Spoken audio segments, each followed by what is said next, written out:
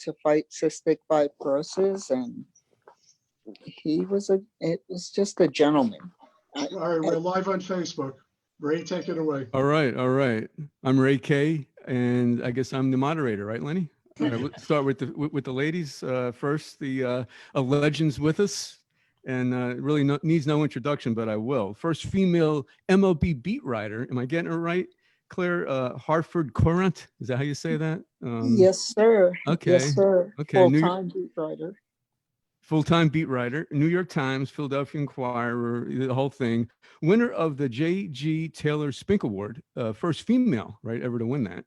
Yes, and sir. In the Cooperstown Hall of Fame, first female writer in there. Is that correct?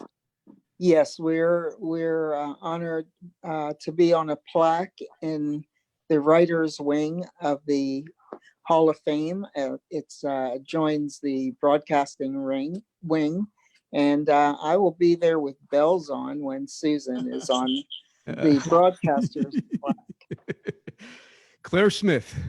Pleasure to meet you, Claire. Thank you for coming on. Pleasure to meet you. Thank you. Thank you. I'm Ray K, by the way. Hi, Ray. Nice Hi. to meet you. Nice to meet you. Next guest needs no introduction. She works with the New York Yankees, WFAN, color announcer. John Sterling with the home run calls. She's been with him. She's am I getting this right, Suzyn? The third color announcer for a baseball team? Actually not. All right, get it right. Okay. That's my research, but what is it? Actually, it's the first. The others were kind of whatever you want to say. Okay, the first one. I'm going to go first Right. play-by-play and the first singer of the national anthem play-by-play. Okay. All right. Okay. By the way, I work with Zach Martin. He says hello from FAN. Oh, okay. Yes. And next, I want to mention this to everybody. I want to welcome. He friended me today. Nelson, thank you. After 2 seconds, you friended me on Facebook. You seem like a nice guy. All right. Did you read my stuff first and then you did it? Okay. Actually, I read it after, but thanks for the suggestion. All right. Okay. All right. Living on the edge. Nelson Hunt and Fish Club, the best steakhouse, undisputed, right, in New York City, including seafood. Undisputed by anybody except other steakhouse owners, I suppose. Well, that's what I read. That's what I saw. It was unbiased, So I'll accept that. Yeah, Benchmark Investments, executive for Benchmark, right? Okay. Yeah. There's aside from restaurants, there's a lawyer finance side of my life. Okay. And joining us restaurants is way more interesting. Is Nelson Brev, baseball, right? Baseball fan. I saw you with Ron Blomberg. Huge. Okay, huge fan. And I want to hand it over to Ron the Boomer Blomberg, the second person ever to hit the facade, right, Ron, in Yankee Stadium right field in batting practice. Yeah, Ron that was in Blomberg. batting practice. Unfortunately, everything I did was in batting practice. I was healthy in batting practice, but when I went to games, I got injured. So no. I just want to let you know, I really appreciate all of y'all coming here. I'm new at this. This is, Suzyn, Clara, hitting a fastball against Nolan Ryan is a lot different, and it's a lot easier for me to do than what I'm doing now. I have no idea how to do this. I'm just talking to you. I've known Suzyn for many, many years. Clara, I just met you. Nelson, I met him at Old Timers Day 3 years ago, and he didn't invite me to his son's bar mitzvah last year. So that's okay, Nelson. Hey, being an Orthodox and me being a Jew too, and there's another couple of Jews and stuff like that. We should have all been invited. But what you told me yesterday, it was really, really important to me. It really hit home to me. But when you do open up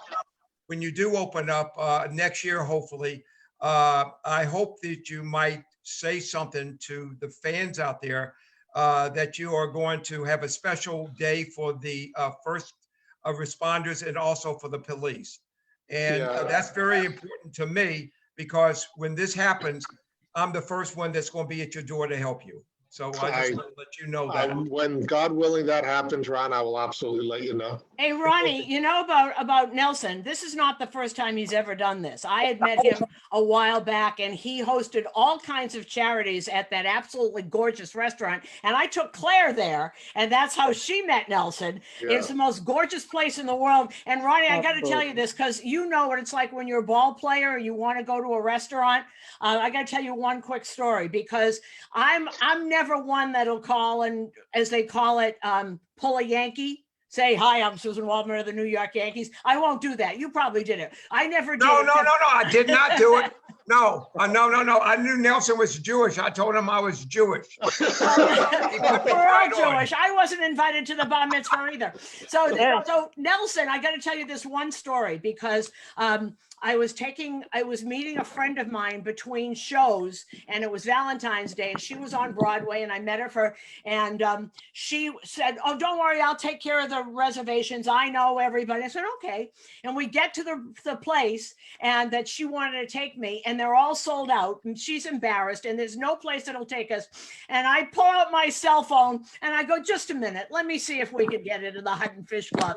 And I go, Nelson, it's Suzyn. Hi. Okay, can we be there in 5 minutes? Well, they were all floored. That was when my friend come from away and we went and had dinner. But I've never done that before. And I felt so great because I just picked out my phone and said, I'll be there in 5 minutes. Is that okay? And boy, did I feel good. So thank you, Nelson. And then we had all kinds of cast parties there, opening days.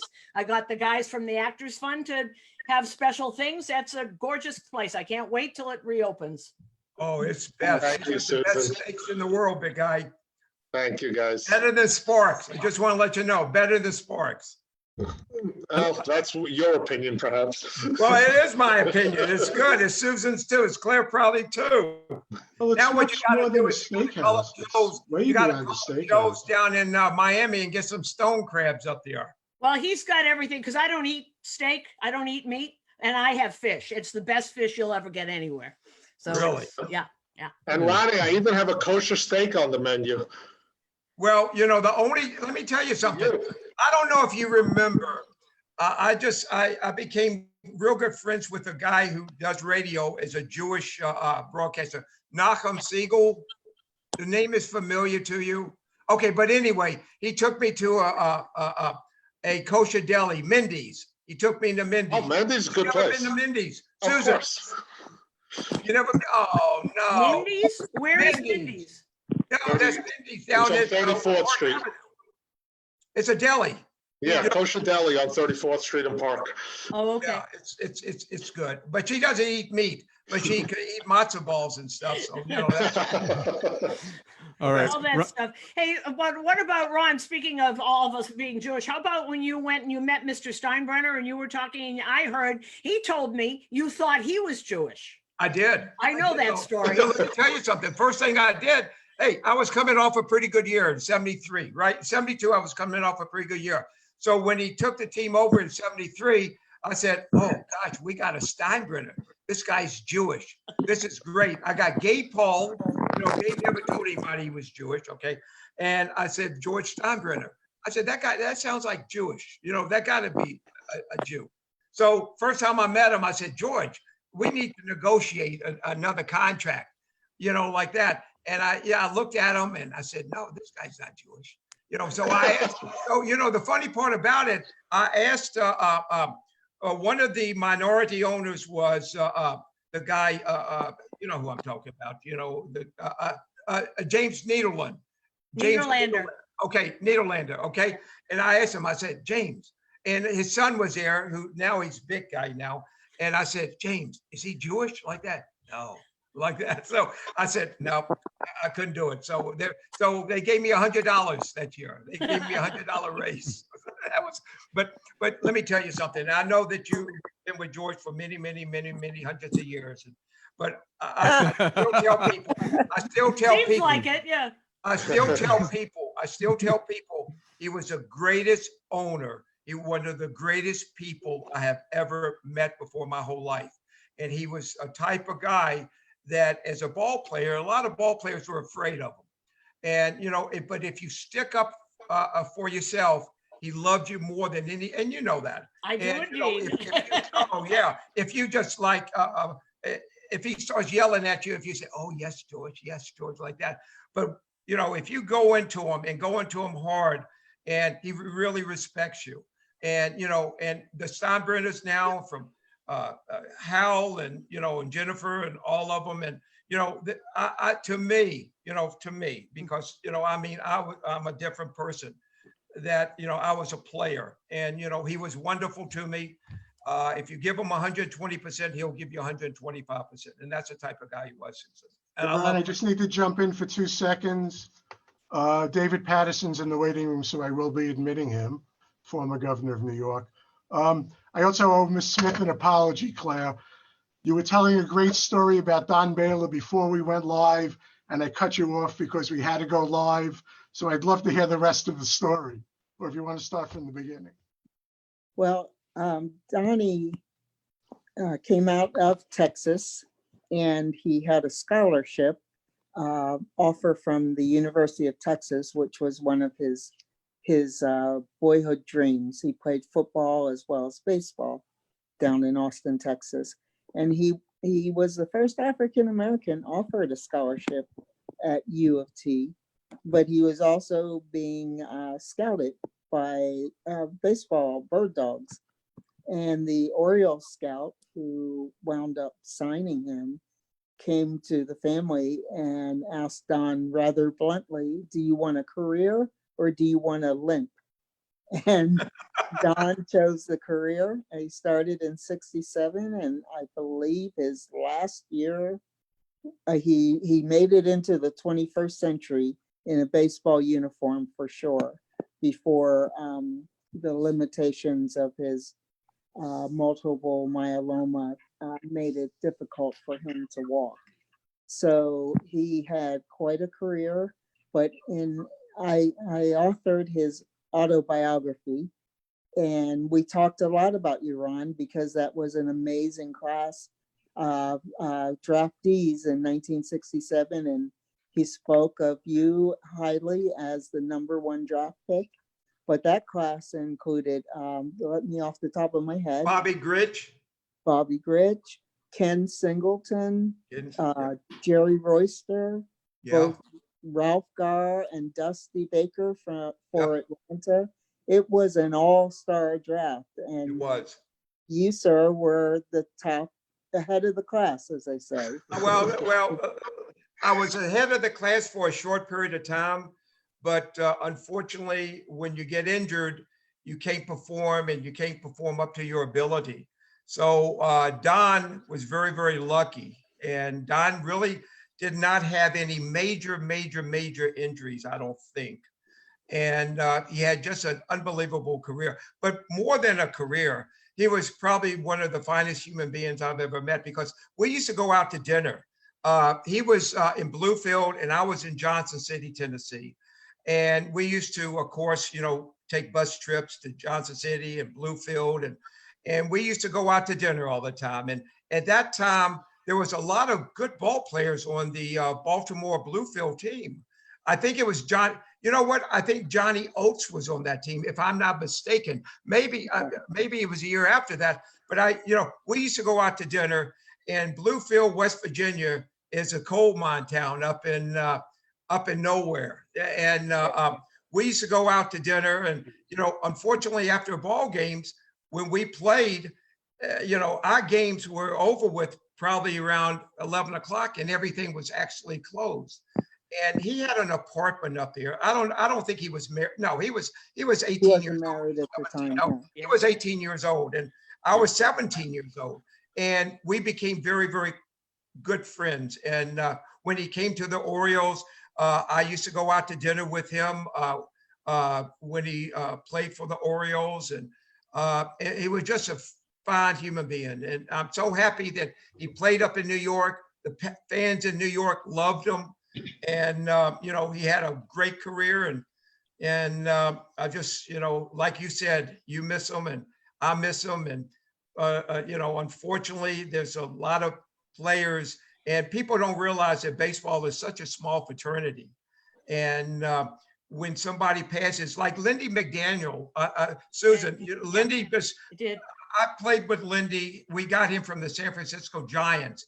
and he was a good pitcher. I mean, threw over the top, threw hard, and a very religious person, And Ray, he passed today. He was Ray. 3 years old, and it was just he was a wonderful guy. You know, I mean, it's a small fraternity, and when Well, somebody here's, leaves us, you were talking about that, and of course, Lindy McDaniel was traded for Lou Piniella, so that's how Lou got Correct. to New York.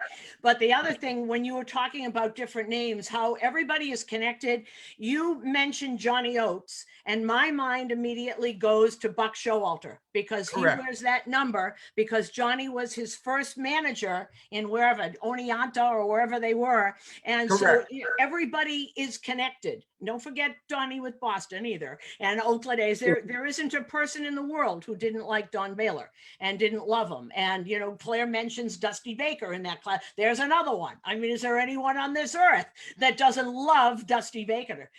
I mean, it's all so small. But when you started talking about Johnny Oates, my mind goes to Buck Showalter because that's who his idol was. And that's who took care of him. absolutely. You Claire, know, is Don Baylor a he's on the cusp of Hall of Fame, right? I mean, his numbers, if you look at that part of it, were pretty huge. He was close, Yeah. correct? Or Well, he didn't get any traction at all on the writer's ballot. So okay. I think that Don would say that Jim Cott coined a phrase. He and Jim Cott would be in the Hall of the Very Good. All of the very good. Things Yep. that he was most proud of was that he could join a team and be a force, a positive force in a team. And he did reach a milestone of sorts. I think it's been reached since, but he went to the World Series 3 consecutive years with 3 different teams. And he was so looked up to. But Nelson, this will interest you. Don's hobby and Dwight Evans's hobby were collecting restaurants. If you went to Tallahassee or you ended up in Des Moines or something, all you had to do was call them and say, okay, where should I eat tonight? And they know. And if you were ever alongside of them, you made sure that you were at their elbow when they went to dinner after the game, because they just loved food. They loved the idea of well-prepared, well-run restaurants. And Dewey always had a toothbrush in his mouth. Remember, Suzyn? He'd walk Yes, I around do. the clubhouse, and that's because he, what's the Yeah. herb that he liked? Pesto. And he always had the toothbrush in his mouth, trying to get the pesto taste out of his mouth because he could not eat without pesto. I always told him they should write a book, the ball players' best restaurants around the nation. Well, you because know they who knew did them that? all. So Who's that? that's a book this year came out. Barry Weinberg, who is a longtime trainer who was with Tony La Russa in Oakland, Yeah. in St. Louis. He's still in St. Louis. He wrote a book this year because I promoted it on the games, and Oh. he wrote a book of all the best restaurants and stories. And the stories are better than the restaurants, but they're great. Now, Ron, are you going to introduce me to the governor, whom I admire very, very wait a much? second. Lenny is a great introducer. Lenny, introduce Suzyn to the Gov. Suzyn Waldman. We are joined by David Paterson, former governor of the state of New York. Yes, I know. An I know that. That's avid why. baseball Yes, really, Unfortunately, Richard. he decided not to- Lovely to meet you, sir. Thank you. So, I'm a big Suzyn, fan. I have waited 31 years to tell you about something you did back at that time, which touched me so much that you became really just about my favorite sportscaster, and it had nothing to do with sports. So I'm sure you'll remember the situation that an earthquake stopped the first game of the World Series between the Oakland A's and the San Francisco Giants in 1989. Do? And then the next day on the Fan, I think they had the late Bill Russ Mazer. Salzberger and Steve Summers, and they did this morning show. And they were talking all about baseball. And then right before you came on, I think they interviewed the general manager of the Oakland A's. And he was like, oh, everything's fine. We're going to play in a couple of days.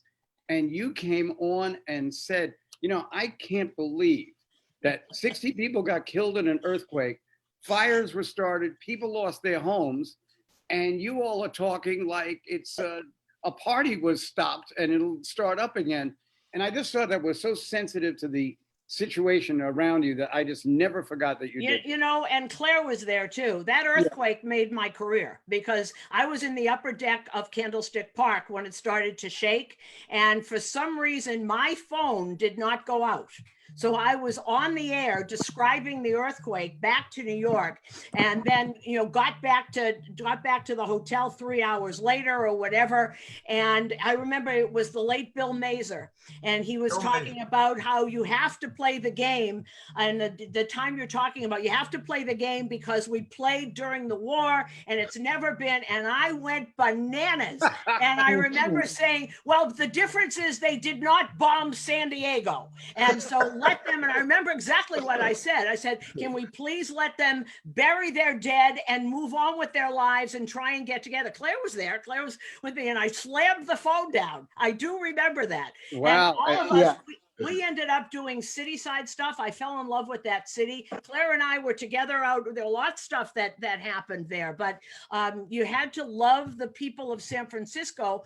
And this idea, we were literally walking over broken glass and blood to get to the St. Francis Hotel, where the commissioner had a press conference, which was unbelievable, saying it's all going to be fine. And we're all going to be fine. And we're all looking at each other. There's no lights. There's people dead.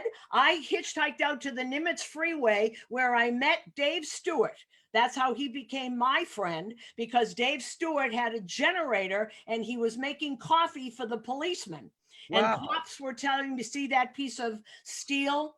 That was a car yesterday. Oh, And it was really something. So I'm glad that made an impression on people, because I was so angry. I couldn't believe that everybody thought that it was so important the next minute to get those games going. I mean, I knew it was going to get there eventually. Couldn't they wait a week? Which they Have did. you ever been in an earthquake before? Have you ever No. been one? No. No. When that happened, did you know exactly what was happening? So Well, Suzyn, I think so. Yeah.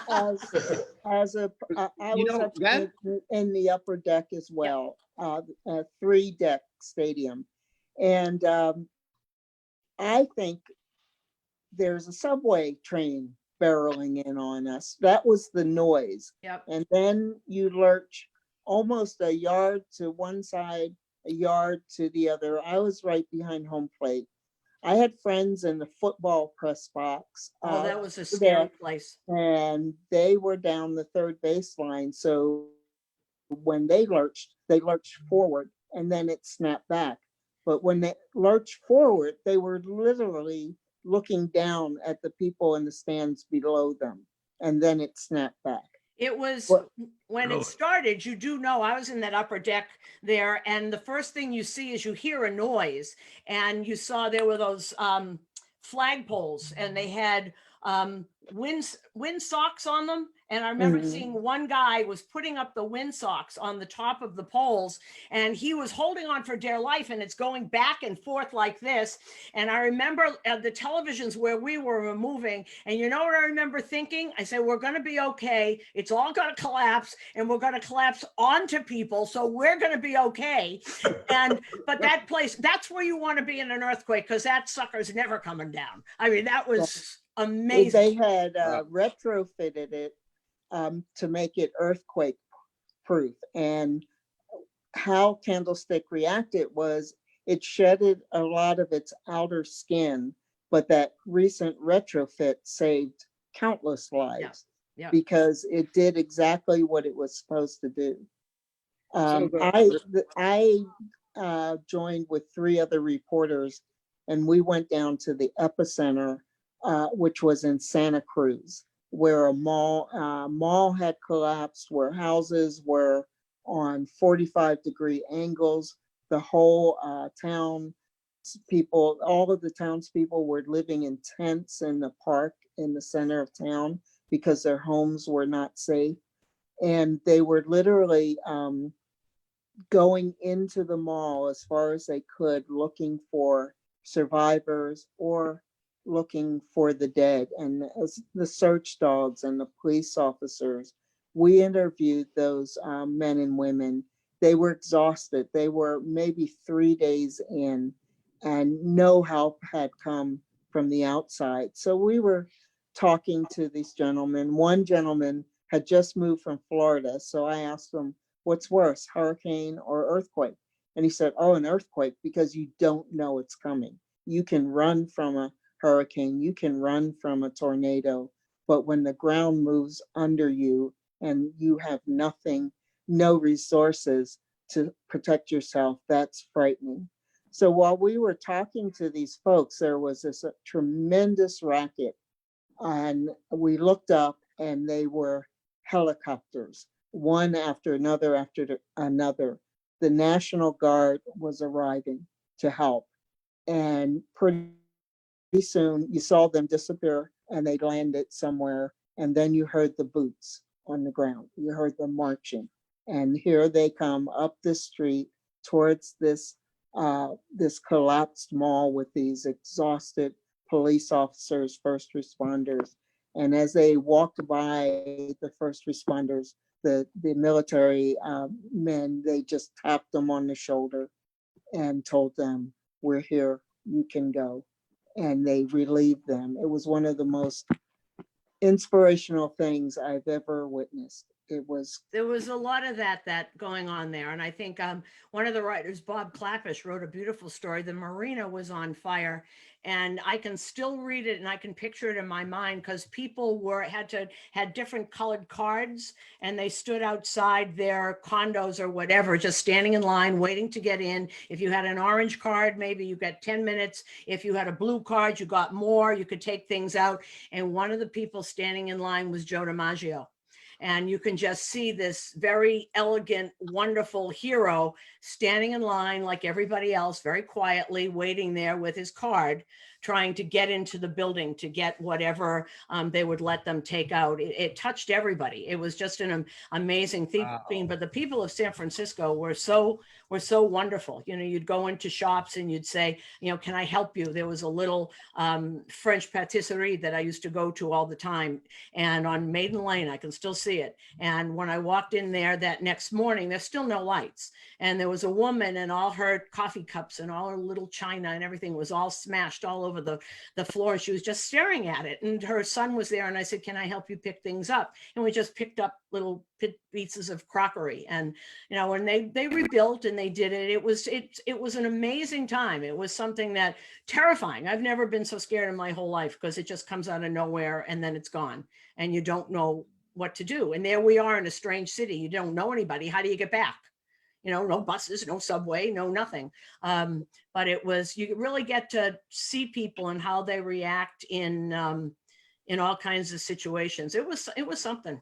Suzyn, the seismologist said that the earthquake in October was actually the aftershock to an earthquake that had occurred in August. Whoa. And the earthquake in August, I was in that earthquake, and it was the first time I'd ever been in an earthquake. And I had a lifetime friend who had moved to San Francisco, and I'm staying at his house. And all of a sudden, just like Claire was saying, that the floor starts moving from under you, which is the most frightening thing, because where do you go when that happens? And I ran up to his room and I said, there's an earthquake. And he just looked up and like, just disdainless. Yeah, it's an earthquake. You know, like, no big deal. It happens to them all the time. Well, let me tell you, when the big earthquake came, he had to get out of his house. He thought his house was going to collapse on him. He wound up having to go to a doctor to get anxiety medication. So when I called him back and I said, so Mark, I see that second earthquake wiped that smirk off your face.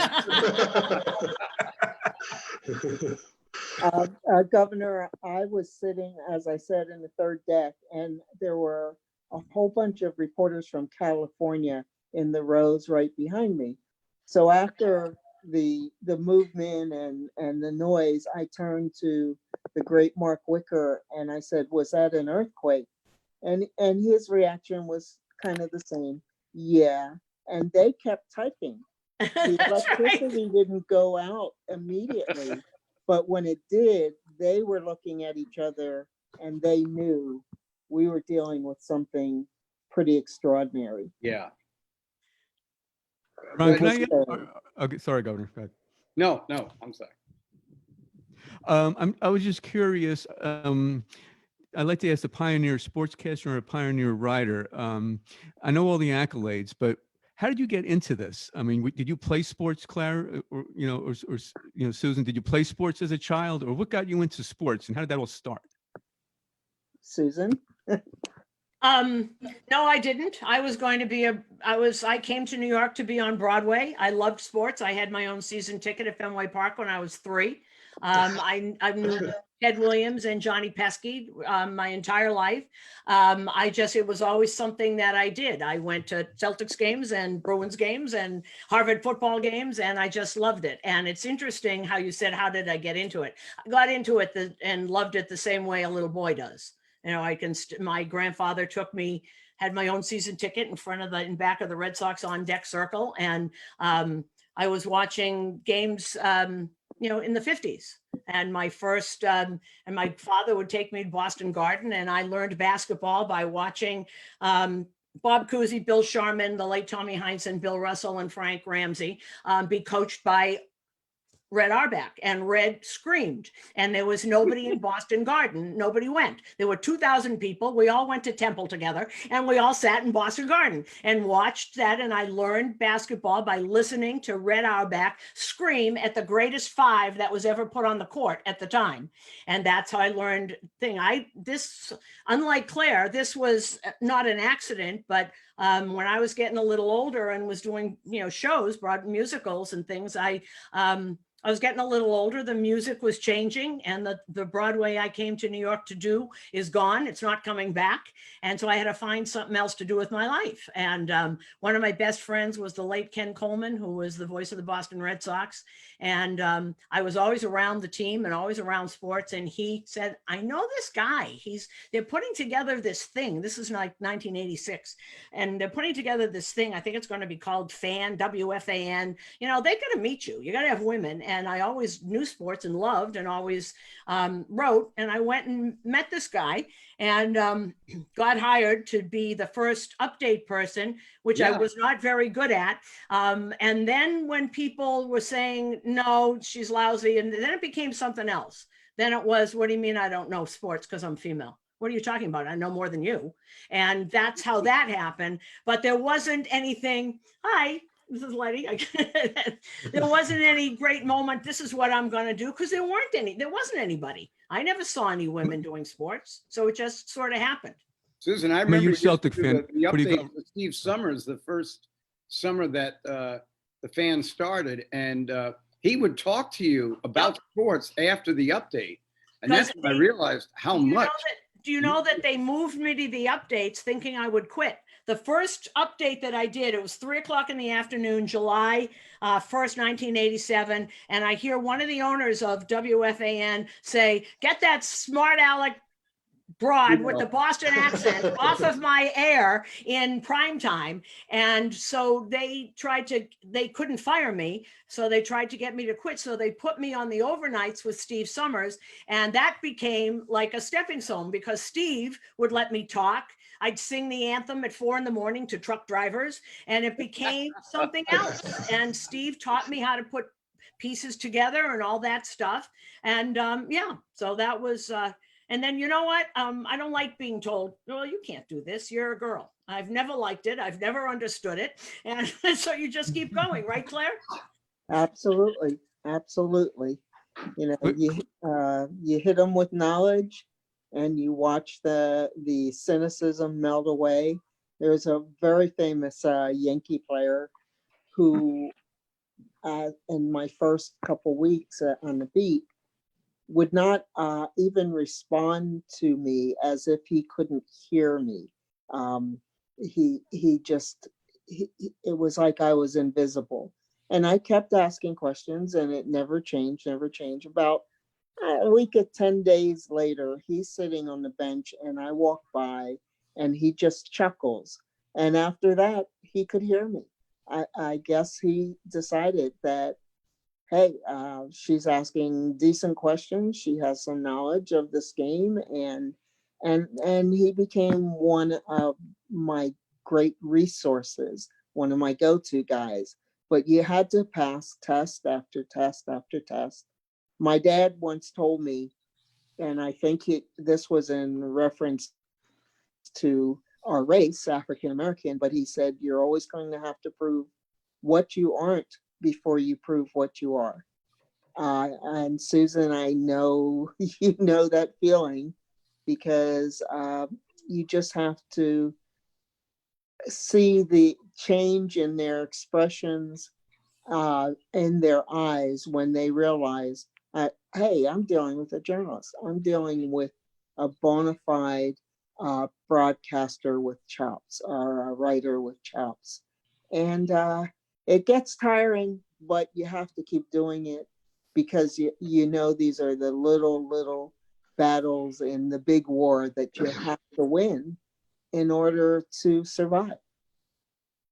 Ray, I just wanted to jump in for a second because my wife came down. Hi, Ray. Hi.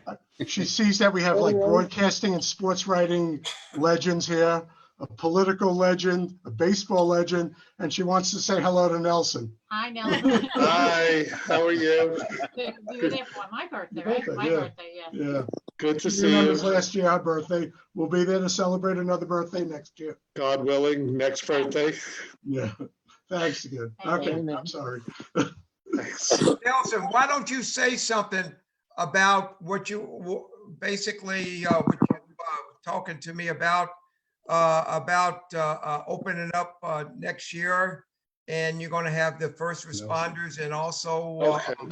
So, yeah, when I was speaking to Ron yesterday a little bit, and I had mentioned that it's my plan. Plans could change, obviously, based on what I'm allowed to do once. And I have every intention of reopening. My landlord's been great, and depending on where the virus goes, you can't assume anything, but I'm hoping sometime the middle part of next year to reopen. And by then we would have been shut over a year. So I just can't open my doors and invite guests in and have regular paying patrons. So what we're going to do during our first few days, which will be retraining of the staff, I'm going to do 2 evenings back to back, and I'm not going to charge any guests. There'll probably be a cocktail party set up if I'm allowed to do that based on the virus. And I'm just going to ask people to bring whatever donations they want. One night will be a police, an NYPD charity and I've done several for them already, and I'm pretty close with the local guys, to thank them for all they've done. And the other one will be a charity that assists nurses and hospital staff, to thank them. And I hadn't much thought about them, frankly. I mean, other than we all saw what they did and we heard TV tell us how great they were. And then my experience with my own mom showed me firsthand how terrific those people are. So I'm going to do 2 nights where I'm not charging anybody. I'm just going to ask them to bring in donations to 2 separate charities, one NYPD and one for nurses and hospital workers. For you. That's terrific. And Yeah. COVID I touched think so you'll have many tons of lives. people. I think you're going to have tons of people want to go down there and work down there for you, and to help raise a lot of money for that cause. I think you're going to have so. a lot of people coming down there. And you know what? Whatever we do for them, it won't be enough, but we'll do it anyway. Suzyn, can I ask a question regarding the games? What was it like at the game? I know you're saying the national anthem, so you were there at least that game. What was the atmosphere like with that pumped in crowd noise? I mean, was it a surreal type thing being there during the actual play? Well, I'll tell you, and I was there every single game. Okay. We were home and away. Oh, you were at the And it games was when you actually- announced. Okay. Huh? What? You were actually at the game. You weren't at home doing it. No, I was in a booth by myself. Okay. John was in the booth next to me. It was actually very scary and extremely stressful. because you don't know who's there. We weren't part of their protocols. We didn't get tested. It was like grab a mask and hope for the best. And you drive in every day and you saw nobody. You couldn't talk to anybody really. You went up, I walked up the stairs because I won't get in an elevator. So I walked up the stairs and you'd go to your booth and you had screens all around. Particularly when they were on the road. John and I and our engineer at times were the only people in Yankee Stadium. I mean, in the middle of the night, they're in Boston or Tampa or Buffalo playing Toronto, and it's just us in two separate booths with screens, monitors all around. And what I would do is I'd have a text going with my counterpart in whatever city we were there, because we couldn't see. All we saw was what was on television. On television. Certain monitors. And so I didn't know if there was a shift or who was warming up and what was going on. So, and I did it for them. I'd say, you know, someone would say, Britain up in the pen, or they're shifting to the right. So you don't know. And you're at the mercy of whoever has the camera in their hand, and you don't know who that is, or if he's ever done baseball before, and a lot of them hadn't. So it was really difficult. And all the while, Ray, what I was really aware of is that people are depending on you to give some normalcy to their lives, and you want to do a good job. And it was just so scary, the whole thing. And then I would be walked to the garage. There was nobody there. I was walked to the garage at midnight by somebody to make sure everything was okay. And you want to do it well, and you want it to be fun. For people listening, because I can't tell you how many people had said, I just was so glad to hear your voice. It was just normalcy. And I'd get all kinds of texts and letters and things like that. But it was really difficult. And I don't think people realize how hard it was for the players. I mean, it was all great, and I'm glad it went well. I mean, I know that there were players, there was a player on our team whose wife was pregnant. He hadn't seen her since June, had little babies at home calling, Daddy, when are you coming home? The stress these guys went through, and I know they got paid, and I know it's, we have to work too. They couldn't go home. They couldn't see their families. They were always afraid. They're, big macho guys aren't going to tell you, but you were always afraid who you were with. And it was, I'm glad they did it. I'm glad they got through it, but it ended up absolutely great. But I hope everybody understands what everybody went through to do this, so that it would turn out as well as it did. Was the intensity on the field at those home games still like if there was a crowd there? No, of course not. Okay. And it was okay. The crowd noise I thought was kind of cute. I mean, it was fine. And they even had the two-strike Yankee when they clap, when the pitcher gets to a two-strike count. They even started the rhythmic clapping. They really tried. They really tried to do as much as you could. The times that you missed it, and Aaron Boone said this to me too, that the time you missed it, you really understood how different it was. The Mets games and the Red Sox games. Because you had to, there was nothing. I mean, there was nothing there. And the guys, usually it's, you're just playing, it's fine, whatever. But no crowds for the Mets games and no crowds for the Red Sox game. You sometimes saw players looking around, and there's just emptiness. And it was just, that was when they felt it. Other than that, I think everyone was just trying to play and have 3 hours where, they could get away from what was going on in the world. Do you have a feel for next year yet, or are they planning anything? No, I don't think Okay. you can plan. I wouldn't be surprised if it at least starts out the same way as it did last year. Okay. Suzyn, did the players understand how important what they were doing was for the rest of us? Well, here's the thing, Nelson. We never had any contact with them. I never talked to anybody by myself. It was all over Zooms. I would text a couple of people. I think some do, because some really understand that kind of thing and understand what they're doing is bigger than themselves. Some did. And most of them just wanted to play their games. But that was another thing. Claire and I have made our livings all this time on people stories and being with people. And, the stories were gone. The contact was gone.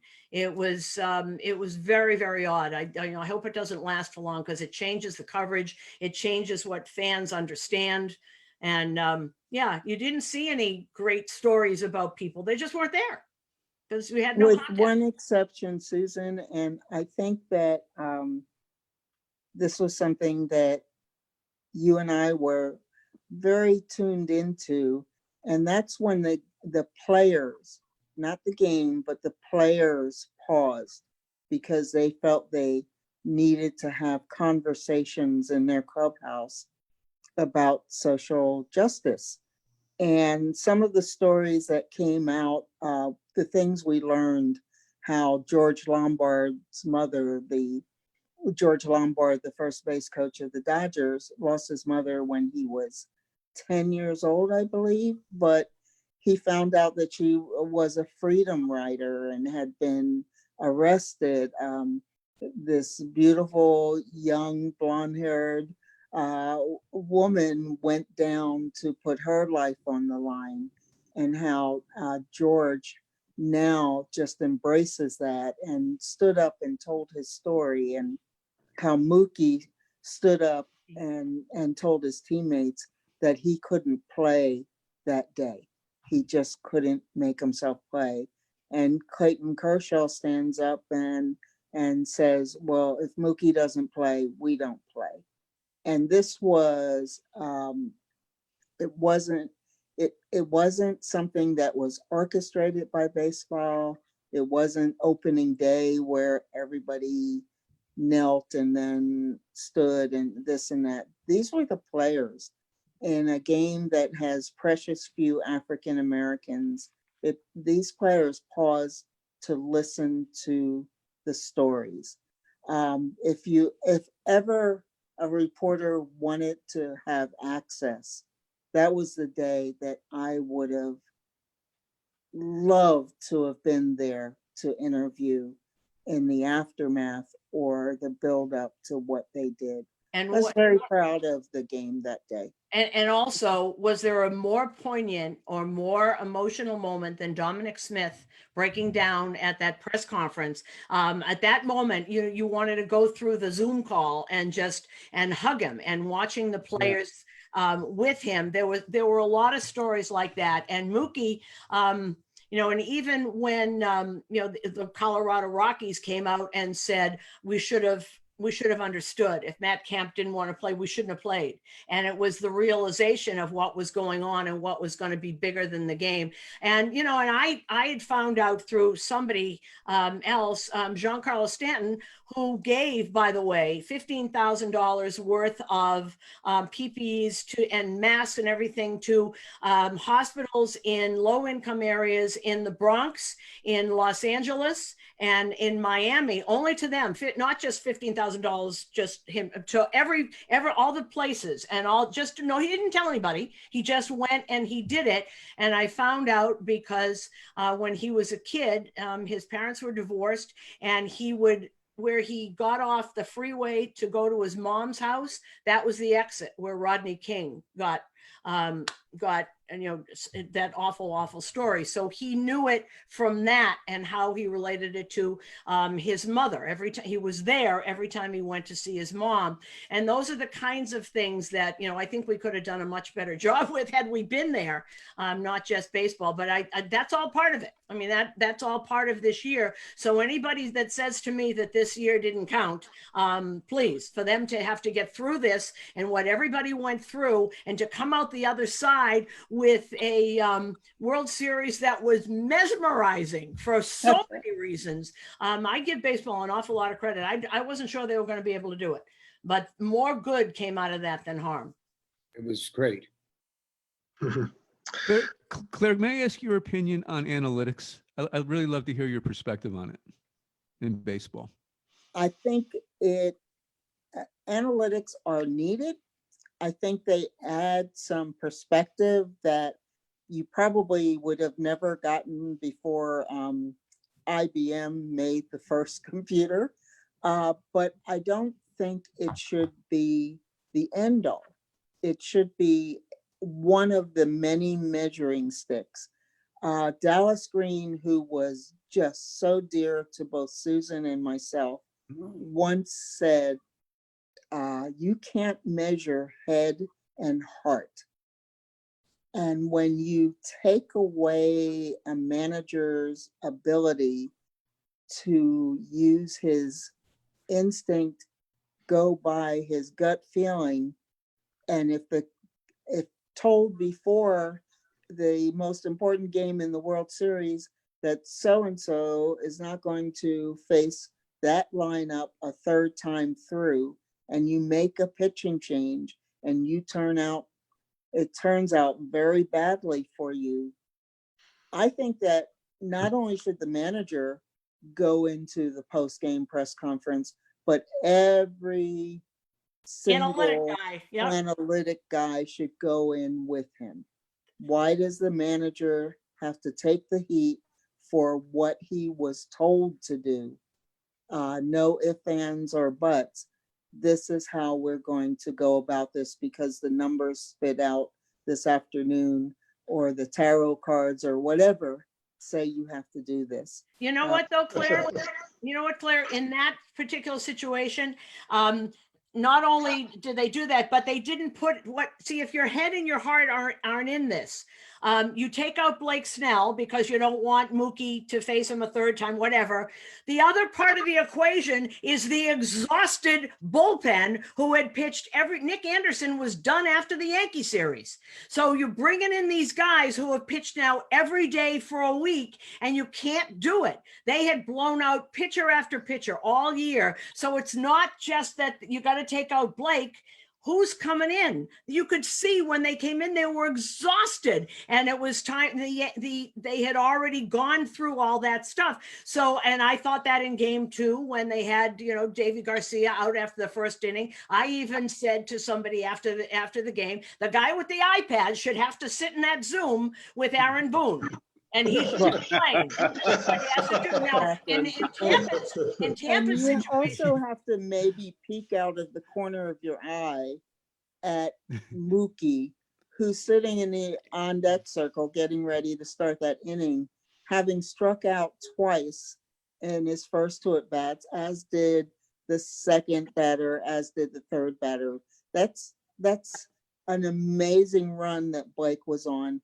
And I'm surprised that Mookie didn't send a bouquet of flowers instantly to the Rays dugout, because the you could little see the smirk on his relief face on showed his the whole face. thing. The little Yeah, smirk it he was had. just total like, thank you, God, thank you, thank you, thank you, thank you.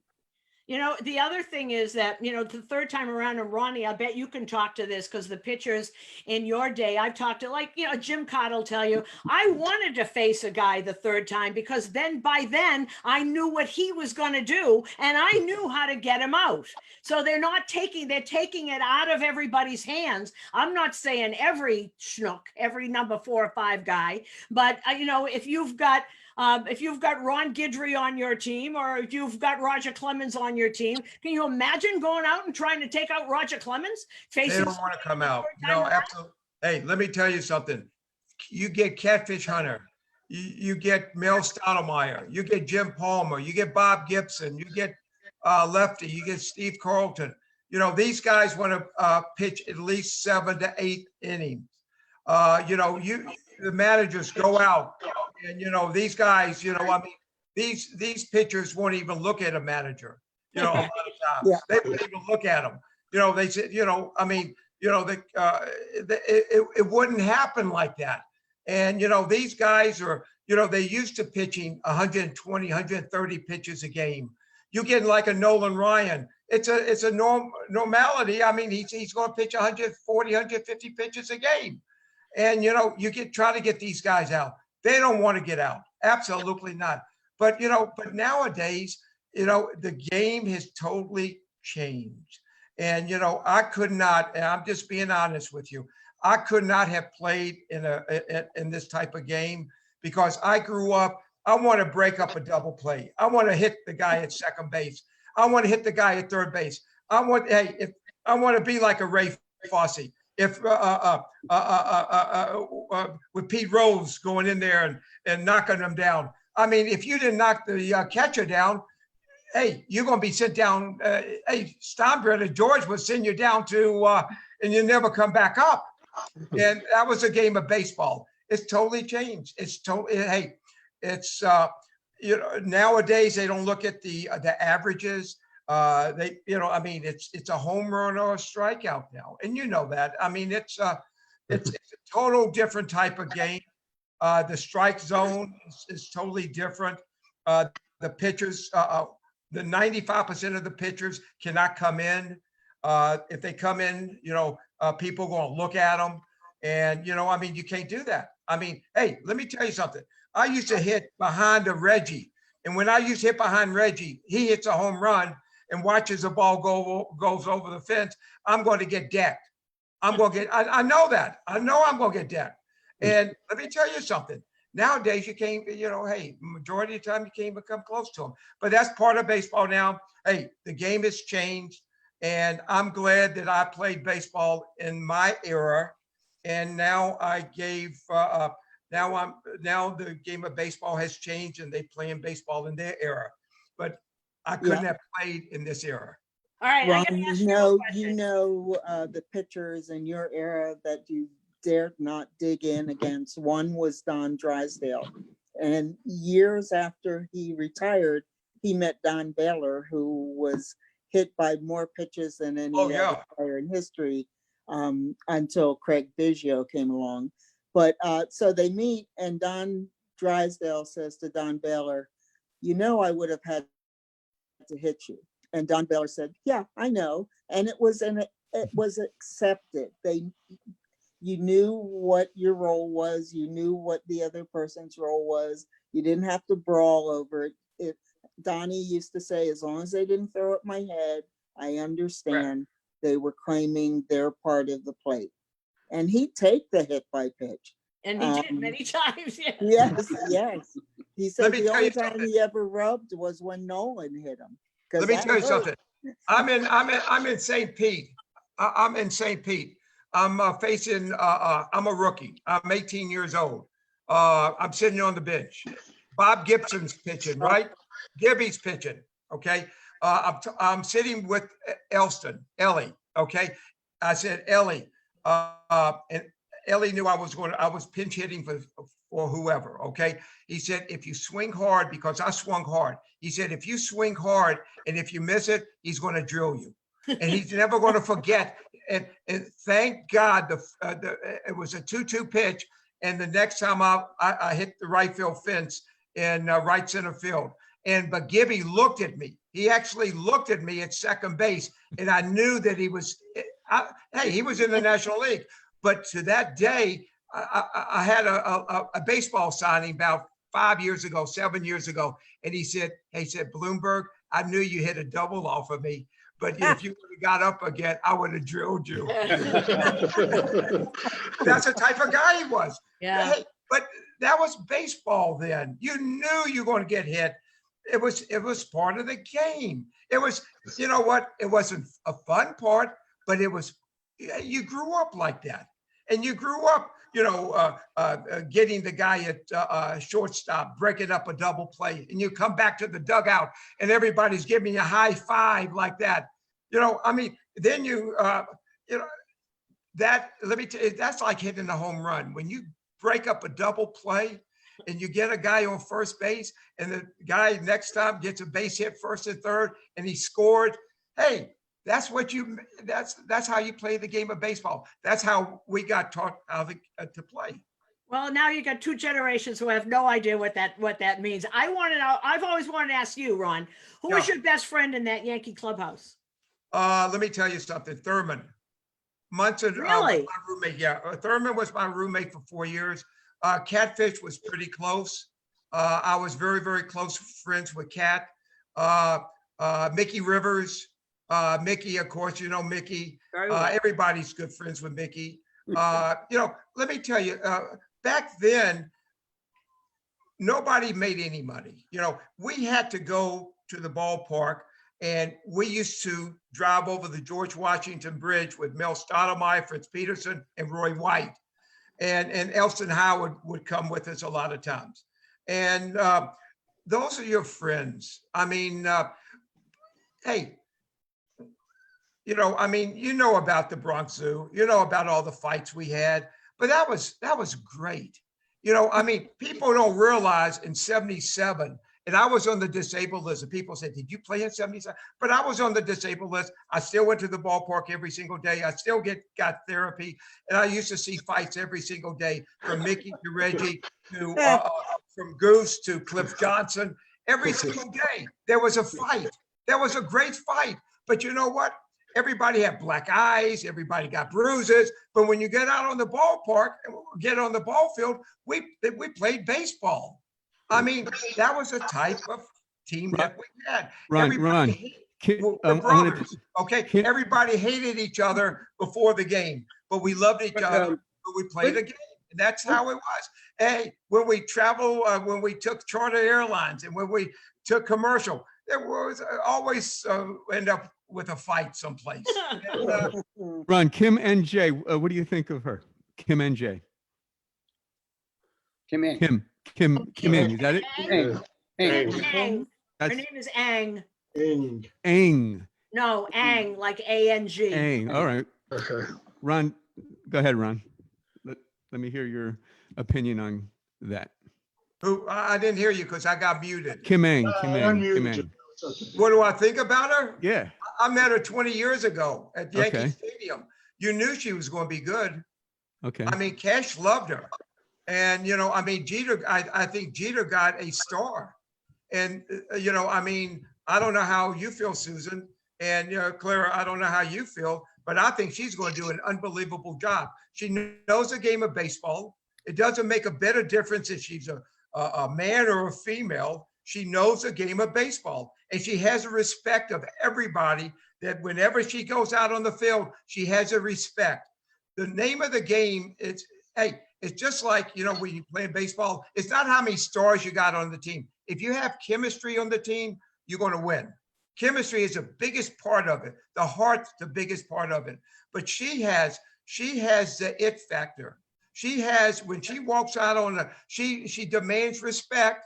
She doesn't show it, but you know she knows baseball. And I think Derek did the greatest thing in the world. And with the Marlins, I think, you know, they hit a home run with her. They hit a home run with her. I don't know how you feel, Suzyn or Clara. I think they hit a home run with her. Well, you know what? I don't think that Derek gets enough credit for what he did. And this is like the perfect storm. And anybody that I've known Kim now for 22 years.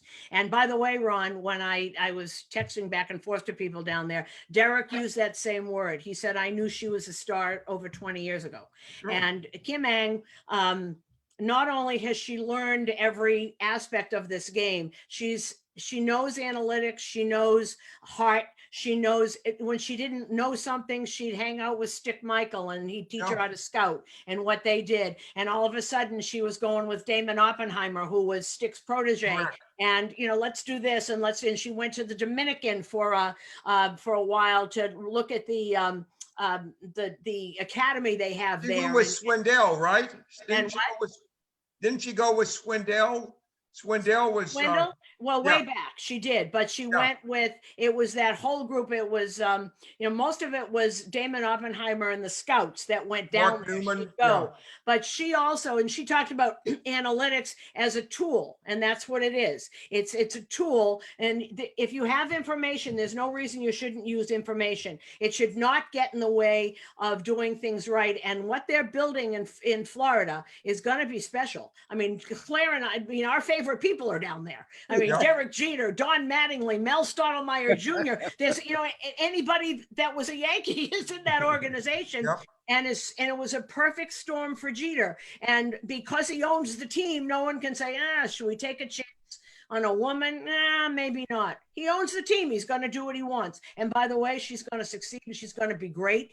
And this is not just a walk-on and not just someone. She's been in this game since the early 90s. When she was 19, she was holding a radar gun for the Chicago White Sox as an intern.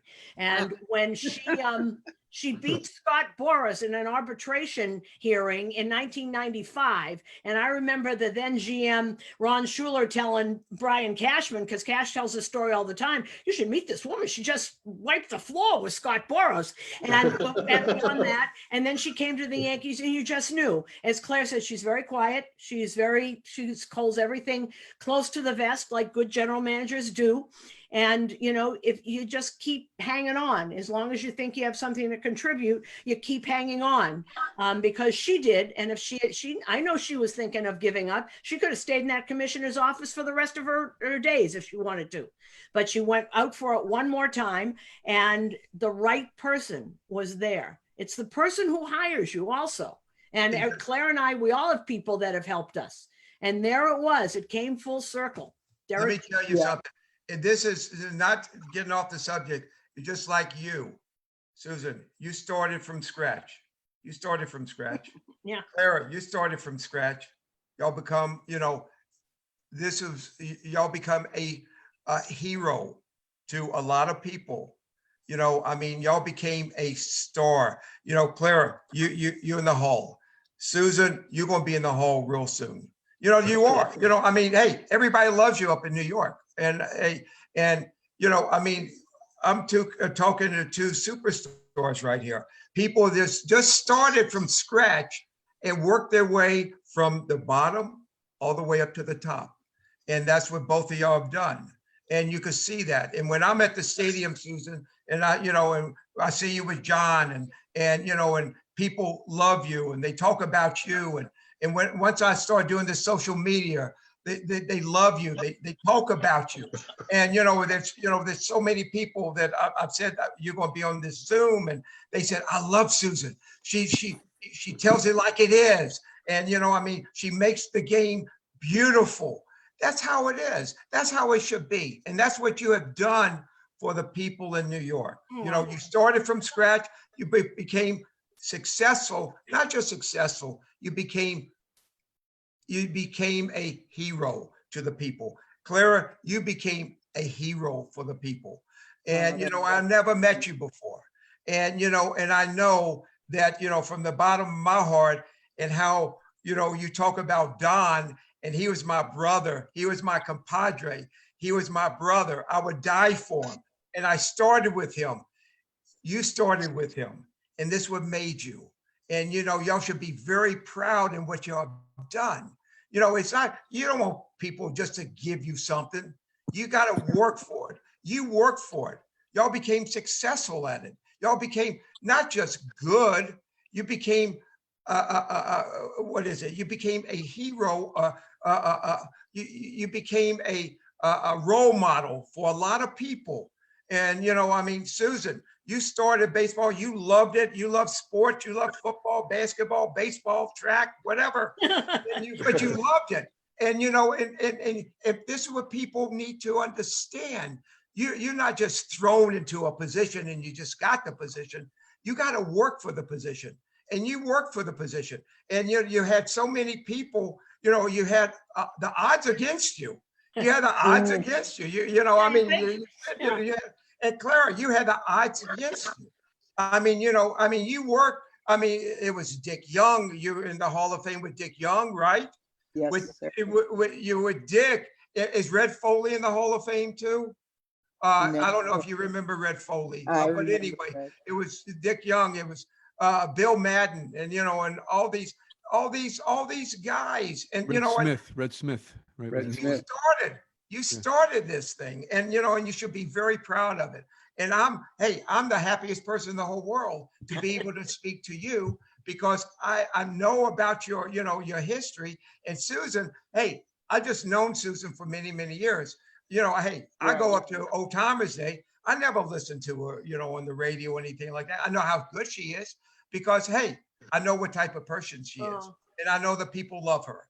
And I mean, and that means an awful lot, because if the people in New York loves you, you got it made. And you really do. And you got it made. Not everybody, but no, I'm serious about this. I don't have any. I've been booed in front of 50,000 people. One or two more doesn't make a minute. I tell people the way it is. I just try to be myself. And that's all. I started this from scratch. I have no idea what I'm doing. I still don't know what I'm doing. But to be able to talk to you, to talk to y'all, and this is wonderful to me. I mean, it's wonderful to the people. There's just 42 million people out of work, and they're hurting, they're struggling, they can't get out of their house. And you come on this Zoom just for little old me, and you talk about what you do and what you love, this means an awful lot. And this is why I do it, because I love the people. I love the fans. Hey, I've been out of baseball for a long time. And Don Baylor, if he was in this situation, he would sit down just like this, and he would love to talk to people.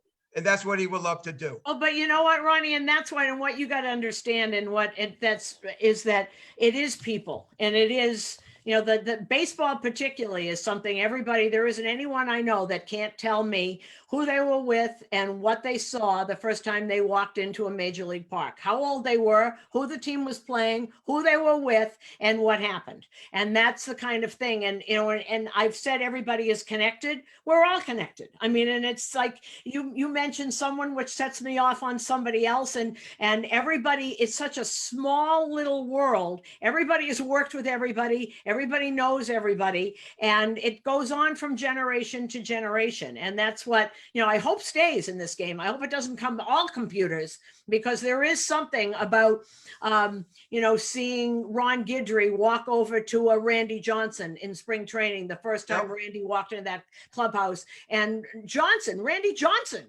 was with his mouth open because Ron Guidry came half his size and came down and sat and talked to him. And, and that happens, that still goes on in the Yankee clubhouse. Willie Randolph in there, you want to play second base, watch one of the best there ever was. Yeah. And all of a sudden you see infielders and the kids he works with, wow. When Willie's not 20 anymore, and he's still out there doing that. And that's what baseball is. It's Tino Martinez working with Luke Voigt, or working with Greg Bird a few years ago. Mark Teixeira, when he was injured, sitting in the dugout with his leg in a boot, yelling at Greg Bird, move over, move back. It's okay. We're doing. And that's the thing about baseball that's so special. So when you talk about Thurman, Claire and I have our minds go other places. Thurman and Mickey, whom we adore beyond belief, and all those people that are still around, and, Nettles that we see all the time. And, and it's great. And that's the thing in baseball that keeps it special. So you'll always be a part of this, always, That's what George instilled the Yankees. Okay. When I came up, CBS owned the Yankees. Okay. And we're just like a business deal for CBS. But when George came in, it became a family. And we had fights, we had tears, we laughed, we joked, we lost tough games, we had fights, we had injuries, we had the whole thing. But the bottom line, when you put that Yankee pinstripes on, and Suzyn came from Boston, and it's a lot different, but when you put that Yankee pinstripes on, and when you go to Yankee Stadium, and when you bleed blue, and when you look at the facade up there, even the new stadium, the house that Jeter built, it's the greatest thing. I was there when the house that Babe Ruth built. I mean, it was wonderful. I'm 17 years old. It was 3,000 people in the stadium. And then when George came in, it got bigger and bigger and bigger. But Suzyn would tell you, when you're part of the Yankees, you're part of a family. And it's no other. And when you're proud of it, and you're proud of being a part of a legacy, and you're part of being proud of doing something what you want to do. We're very lucky. Y'all have done stuff what y'all wanted to do, and y'all became very successful. I lived my fantasy. I got to play baseball. We didn't make any money, but we had a wonderful time. We got the greatest friends in the whole world. To this day, I could go to Yankee Stadium. I could call up players. They're wonderful to us like that. What can you be? And the fans in New York, they'll wave and they booed you and they cheered you and whatever. But that's a wonderful feeling. But you got to put on that Yankee pinstripes and got to put on that NY hat. Because I managed in Israel. And when I managed in Israel, 90% of the people, they wore hats, baseball hats, were Yankee hats. And I was so proud of that. So I was proud of it. All this Yankee talk, I feel bad for our one Met fan who's here. Governor Paterson, how do you feel about the new ownership with the Mets? Is he going to be a George Steinbrenner type? Well, it's been a spectacular reaction to him. And then he went online and talked to the fans.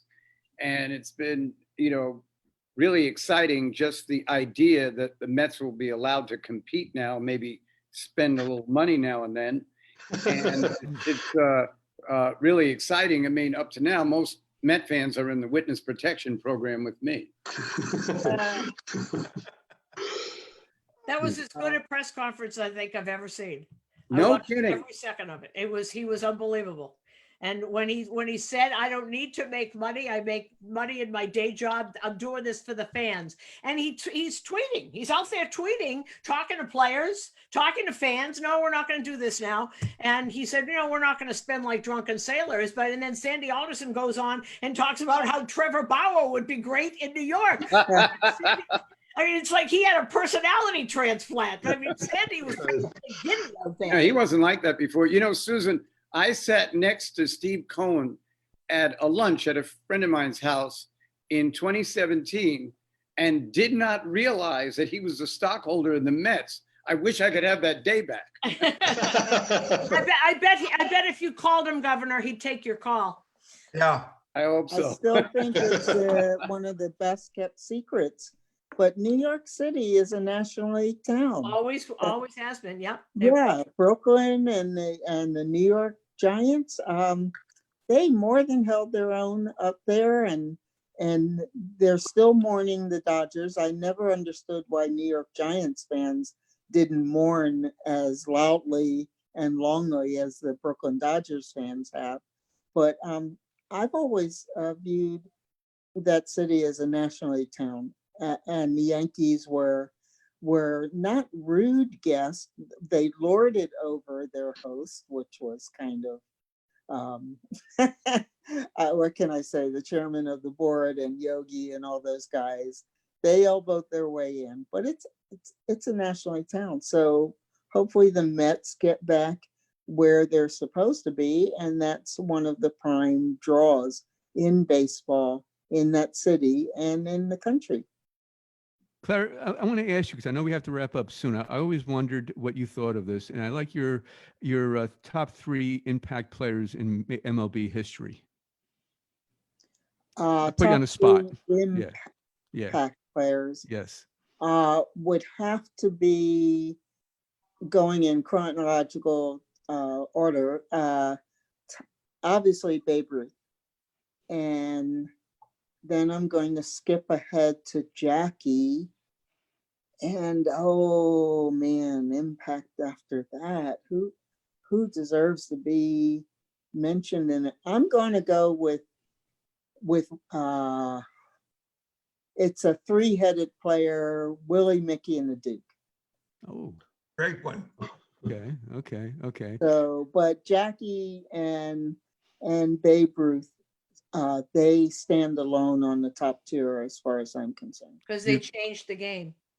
Absolutely. That's what it is. I would have stopped at 2.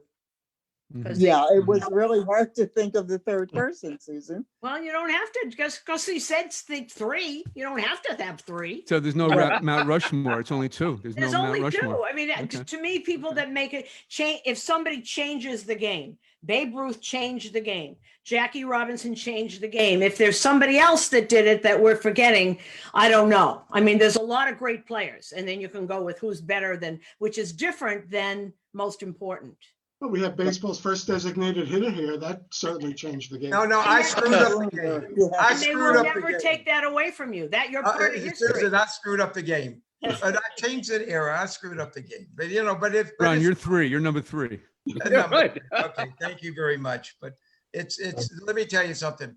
Like I said before, Suzyn, Clara,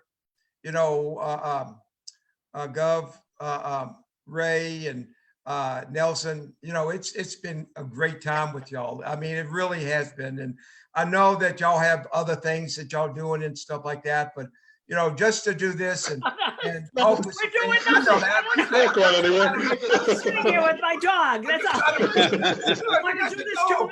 I'll come back. I know. I got to walk my dog now. But and I really enjoyed y'all being here. I really do, Suzyn, and Clara, and David. Nelson. Ray, I'm really happy that y'all have done this. And, like I said before, this is brand new to me. And, I'm a novice at this. And just to be able to talk and to have, y'all are the stars of the game and to be part of it and to be able to listen to y'all talk. And it's been great for me. It really has. And I know the fans love this, and I love y'all to death. And I've known Suzyn for many, many years. And like I said, I just met you, Clara, and you're wonderful. You're part of my family, and you got it here. You got it right here. And Absolutely. Don wouldn't let me say no to this. Oh, great. And thank you. I thank you. Thank you. I thank y'all, and I love y'all to death. And Can I interject one thing before we get off? Could we all say a prayer for a dear friend of mine who I spoke to his daughter, and he's improving, for Tommy Lasorda? He's at a hospital. I spoke to his daughter and his personal assistant earlier today, and they said he's improving. So let's just hope. Tommy is one tough guy, and he will not go out without a fight. I've known him for a lot of years, and thank God he is improving. So I just want to throw that in, and let's say a prayer for Tommy. Sure will. Will do. And Nelson, we'll have a reunion of this group at the Hunt and Fish Club when you In open. person, not on this Brady Bunch thing. No. No. We eat a lot. Suzyn eats a lot. Clara eats a lot. I know that David eats a lot, and Ray K eats a lot. So just have a lot of food. Just had some feed bags over our head so we can just eat really good New York food. And I'll make sure I have another fruit platter for Suzyn. I don't forget. Thank you very much. Thank you. A martini and a fruit platter and a little swordfish will be fine. Yes, you got it. You got it. 21 layer cake for me. Thank you, everybody. Okay, guys. Love y'all. Thanks for Y'all be including safe. us. Thank you, Clara, Suzyn. love y'all. Yeah. Love y'all. Love you guys. Love y'all. Thank you. Nice meeting you all. Bye-bye. Bye. Bye-bye, y'all. Bye-bye. Hi, Bye, Claire. Governor. See you Friday, Bye-bye. Governor. Thank you so much for having me. Thank you. Thank you. Thank you. Loved Bye-bye. it. Yeah. You're welcome to come Tremendous back pleasure. anytime. All right. Thank you. I'd love to. Bye-bye. I guess Ron left. I wanted him to stay. All right. Another great show. Great baseball talk. Allison came down for a while. She got like a big education on baseball. It was great. This was The awesome. best. This was like really, really good. Like Yeah. it's amazing how much knowledge we learn every week. Right. Everyone brings their own special flavor and things to this, and this is really good. It was great. And I guess I can announce who we're having on next week. We're going back to Tuesday night. We'll be on next Tuesday, which is the 24th. I believe with, so. A special guest, Michael Kay, voice of the New York Yankees, television voice of the New York Yankees, Michael Kay. And we're also going to have a very popular guest from last week back again, Kurt Bavacqua. I think it'll be 2 separate segments though, but whatever it is, I'm sure it's going to be very interesting. Thank you all for tuning in. Thank you. See you next week. See you next Thank week. you, Joe. We'll talk.